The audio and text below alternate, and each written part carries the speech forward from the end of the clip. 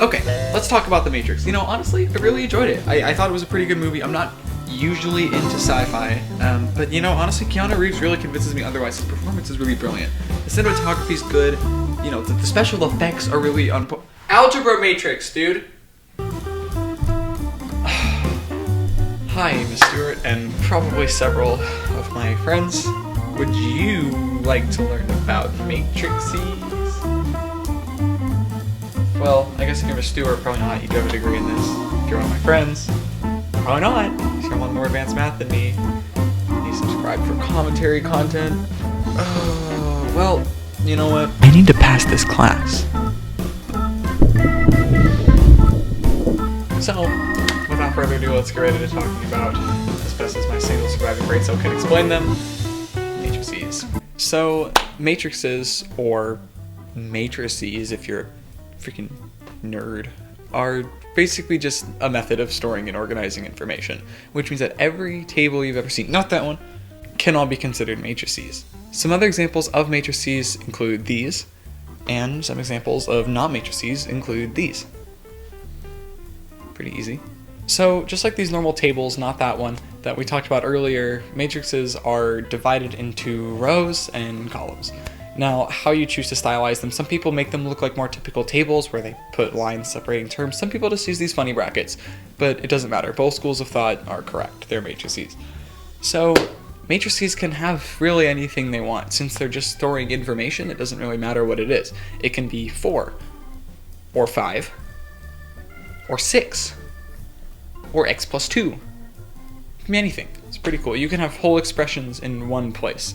And if your dimensions of two matrices are equal, and they are said to be equal to each other, if you have a variable in one place, the corresponding place in the next matrix is the value of the variable. It's kind of cool.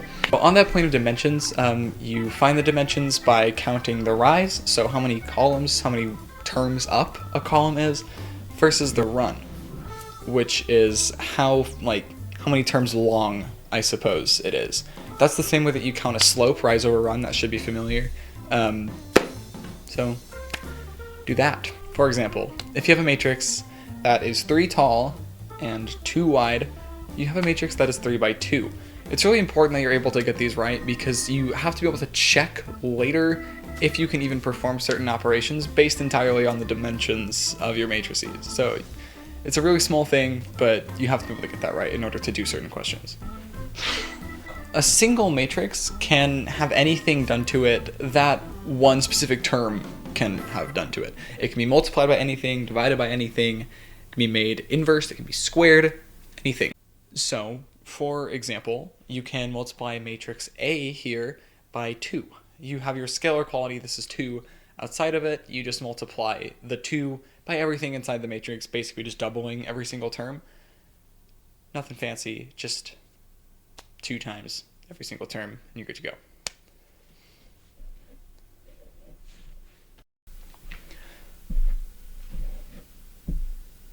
Matrices can also interact with each other, but it's dependent on entirely their dimensions. So if they're identical in dimensions, do everything. You can do everything to them. You can add, subtract, multiply, divide, inverse, matrix algebra, whatever you want. You can do whatever you want to them. But if you want to multiply them, you have to do a specific test beforehand, and it's dependent on the dimensions. So how you can do this is a really simple way. I'll throw up a little diagram. What you can do is you can check the dimensions of one, then write it right next to the dimensions of the second one, and just make sure that these middle terms, if you will, middle terms, make sure they match. And if they match, you're good to go. And that the resulting matrix will have the dimensions of the outside term. So if you have a 3 by 2 and a 2 by 3, your matrix will be 3 by 3, and you're good to go to multiply it because the inside numbers are both 2. Get it? Got it good. Matrix multiplication. It's really challenging, but I'm gonna try and make it as easy as possible for you here.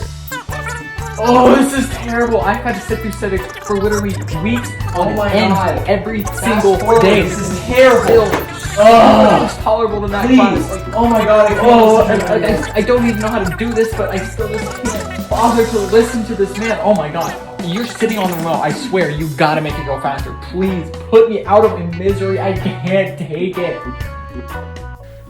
A determinant is a scalar value that can be computed from the elements of a square matrix and encodes certain properties of the linear transformation described by the... Basically, the determinant is used to find the inverse. That is all you need to know for this class.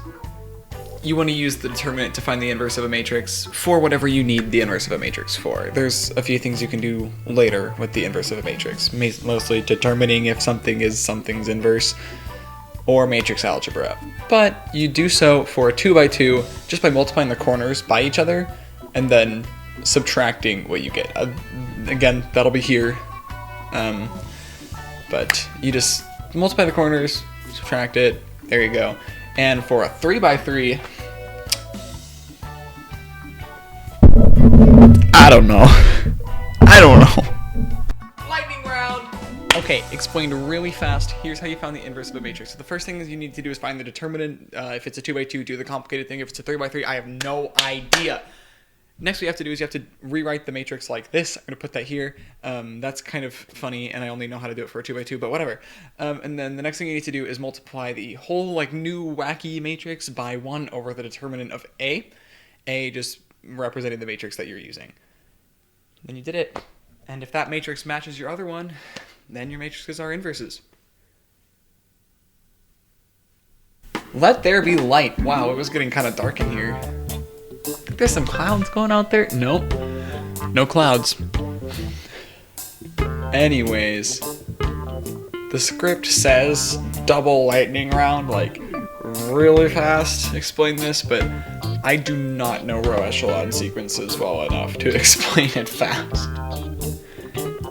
So, I think as best as I can describe it, row echelon operations or sequences are just kind of like doing algebra with a whole matrix, with the things in the matrix, where the objective is the identity matrix.